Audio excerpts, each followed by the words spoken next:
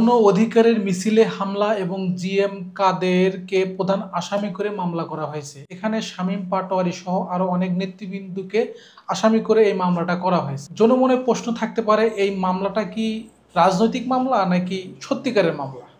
আমরা বিগত সরকারের আমলে দেখেছি বা আওয়ামী লীগ সরকারের আমলে দেখেছি যে বিভিন্ন ধরনের রাজনৈতিক মামলা এবং হয়রানিমূলক এবং মিথ্যা মামলা দেওয়া হয়েছে তাকে কোণঠাসা করার জন্য।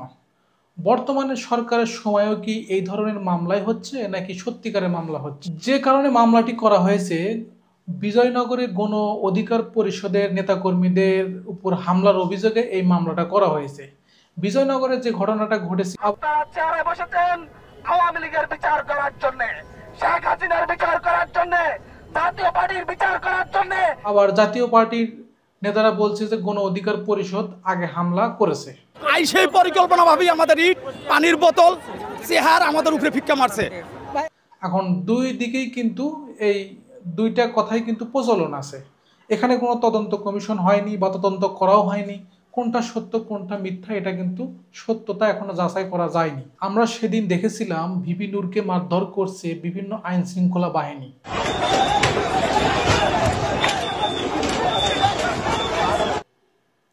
এদিকে আমরা দেখতে পাচ্ছি ইদানিং ২-৩বারের অধিকও জাতীয় পার্টির কিন্তু পার্টি অফিস আগুন দেওয়া হয়েছে।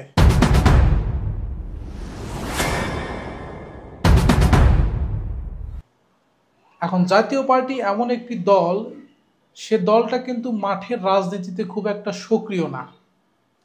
তারা বিভিন্ন ফুলে মধু আহরণ করার একটা মতো দল।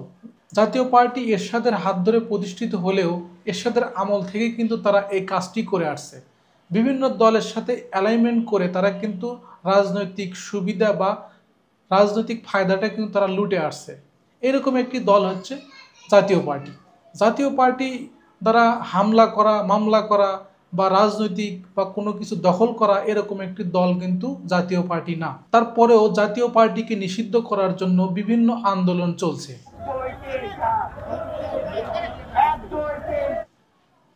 ৪-৫টি দল কিন্তু অলরেডি কিন্তু তারা জাতীয় পার্টি নিষিদ্ধ করার জন্য তারা কিন্তু মাঠে নেমে পড়েছে। এদিকে বিভিন্ন দল যখন জাতীয় পার্টিকে নিষিদ্ধ করার দাবি জানাচ্ছে, অপরদিকে বিএনপি কিন্তু নিষিদ্ধের পক্ষে না।